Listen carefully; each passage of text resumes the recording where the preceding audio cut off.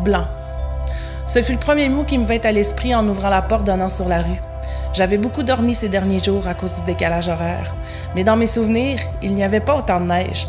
C'était vraiment impressionnant. Une vaste étendue blanche, brillant au soleil d'un éclat presque argenté. Hésitant, je fis un pas. C'était tellement beau que je n'osais pas avancer davantage de peur de gâcher la beauté de ce paysage. Ici, dans cette ville nommée Baie-Comeau, c'était tellement différent de Montréal, la métropole.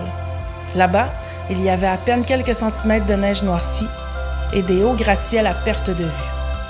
Mais ici, les maisons étaient presque entièrement recouvertes de neige et cela me donnait envie de construire des bonhommes de neige ou des forts, comme ceux que l'on voyait parfois dans les films américains.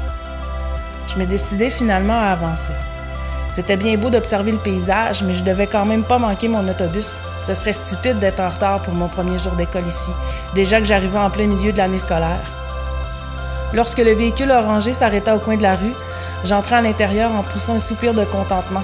Il faisait vraiment froid dehors, malgré la beauté du paysage. Durant le trajet, jusqu'à ma nouvelle école, je contemplais la ville par la fenêtre. C'était si simple, mais pourtant si beau. Je préférais vraisemblablement cette ville à Montréal. Elle était plus petite, certes, mais beaucoup plus accueillante.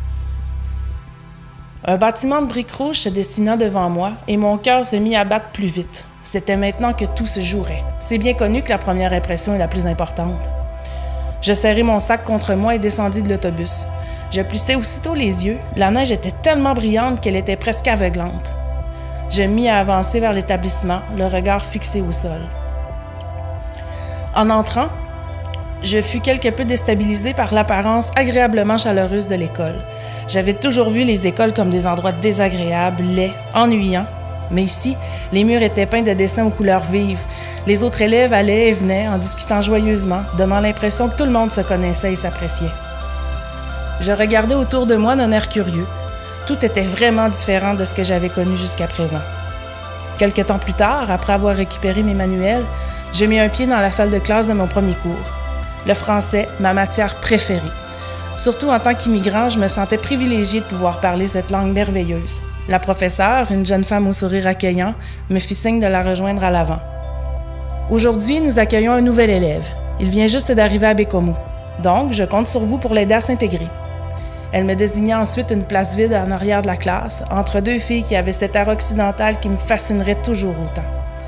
Lorsque je m'assis en posant mon cartable sur mon bureau, celle à ma droite se pencha vers moi et m'adressa un sourire. « Bienvenue à l'école, je m'appelle Ariane et j'espère qu'on pourra être amis tous les deux. » Mon cœur s'emplit d'un sentiment de joie indescriptible.